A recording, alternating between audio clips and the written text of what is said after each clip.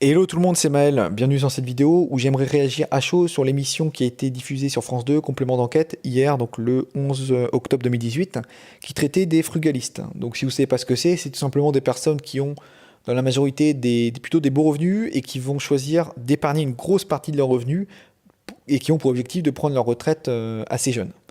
Donc moi, j'ai pas trop aimé l'émission. Je vais vous dire pourquoi. Donc, à travers les deux Français qui ont été présentés dans l'émission. Donc, tout d'abord, il y avait Nicolas Genzi. Si vous le connaissez pas, il fait des vidéos sur YouTube, des vidéos très très pertinentes. C'est un vrai pro de l'immobilier. Il a un très beau patrimoine de 2 500 000 euros. Il habite aujourd'hui à l'île Maurice et donc il était présenté dans les vidéos comme frugaliste. Je n'ai pas très bien compris pourquoi, puisque je pense que c'est quelqu'un de raisonnable dans les dépenses, mais c'est pas quelqu'un qui a eu cette démarche-là d'épargner à l'extrême. C'est surtout quelqu'un qui a créé beaucoup de valeur dans l'immobilier, qui était marchand de biens, donc énormément d'achats-reventes et donc beaucoup de plus-values qui ont fait grossir son patrimoine. Probablement beaucoup plus que l'épargne. Et ça, en fait, ça n'a pas du tout été évoqué dans l'émission et je ne comprends pas pourquoi. Donc pour moi, déjà, Nicolas Genzi, c'était sympa de le présenter, mais on n'a pas du tout expliqué comment ça se fait qu'il a atteint ce patrimoine-là. Et donc, pour moi, ils sont passés à côté du personnage et donc ça n'avait pas lieu d'être dans l'émission. Deuxième cas qui était présenté, c'est un infirmier qui, lui, par contre, a tout à fait sa place dans l'émission puisqu'il a un très beau salaire de 5 000 euros par mois et il arrive à épargner 4 000 euros par mois grâce à une rigueur extrême. Donc déjà, il est retourné VF chez sa mère depuis 4 ans et il a supprimé toute dépense superflue. Donc pas de resto, pas de vacances, pas de vêtements neufs, voilà, rien du tout. Donc c'est assez extrême, mais la personne a quand même des résultats pas mal puisqu'elle a réussi à épargner 268 000 euros en 4 ans.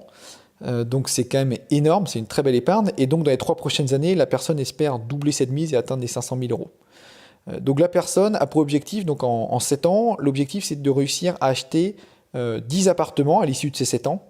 Et donc voilà, moi ce que je comprends pas c'est quelle est cette stratégie. Pourquoi la personne n'a pas investi dès le début, surtout avec un tel salaire, elle pouvait réussir à lever peut-être 500 000 euros, 700, 800, voire 1 million.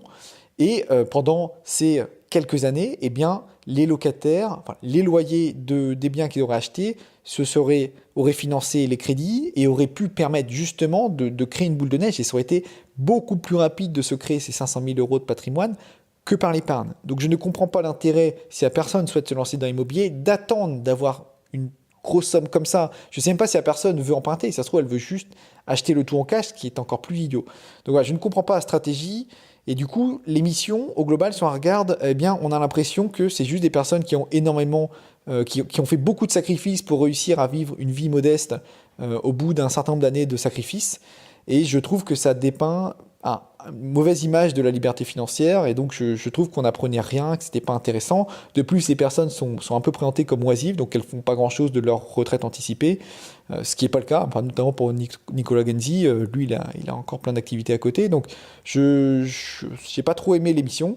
Si jamais ça vous intéresse, je vais vous mettre quand même en commentaire un lien pour que vous puissiez la voir en replay. Mais voilà, j'ai trouvé pas très très intéressant. Si vous avez une vision différente, n'hésitez pas à le mettre dans les commentaires et puis à en débattre. Ce sera très intéressant. Voilà, je vous dis à très bientôt.